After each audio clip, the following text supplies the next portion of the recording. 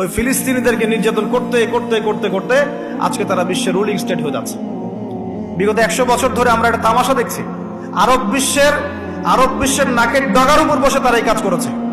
শুধু তাই নয়, অনেক আরব নেতা ওদের সাথে আতাতও করেছে, মেনেও নিয়েছে। একটা আরব ইসরায়েল যুদ্ধ হয়েছিল ঠিকই, কিন্তু পরবর্তীতে আপোষের সমঝোতায় সব মেনে নেওয়া হয়েছে। তো এখন আমরা দেখি যে প্যালেস্টাইনিদের অধিকার কোথায়। এখানে মানবাধিকারের কথা বলা যাবে না। এখানে নির্বিচারে তাদেরকে হত্যা করা হবে।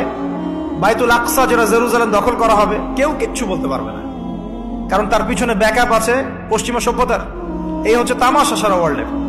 তবে এটাতে আমরা অবাক হইনি, মানুষ অবাক হয়েছে, বাট আমরা অবাক হইনি এই কারণেই আমরা জানি কোরআন সুন্নাহর জ্ঞান থেকে, শেষ জামানার জ্ঞান থেকে, এদেরকে নিয়েই দাজ্জাল বিশ্ব শাসন করবে, এদেরকে নিয়েই। কিন্তু এই শাসন কি চিরস্থায়ী হবে?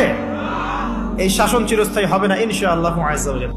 এখনকার যুগে কোন রাষ্ট্রের যদি অর্থনৈতিক ভিত্তি খুব শক্ত থাকে, কোন রাষ্ট্রের যদি সামরিক অবস্থা খুব ভালো থাকে এবং পারমাণবিক ওয়েপেন্স তার কাছে থাকে, আকাশ প্রতিরক্ষা ব্যবস্থা থাকে, স্যাটেলাইট থাকে, সায়েন্স অ্যান্ড টেকনোলজি থাকে, মেডিকেল সায়েন্স ইঞ্জিনিয়ারিং এর মধ্যে সুদক্ষ মানুষ থাকে, এবং মিডিয়া থাকে, স্বতন্ত্র মিডিয়া, এই প্রত্যেকটা সেক্টর, ফাইন্যান্স খুব স্ট্রং হয়, জিওপলিটিক্যাল ক্ষেত্রগুলো স্ট্রং হয়, তাহলে ওই দেশটা ইনশাআল্লাহ তাআলা সারা বিশ্বকে শাসন করতে পারবে ইনশাআল্লাহ।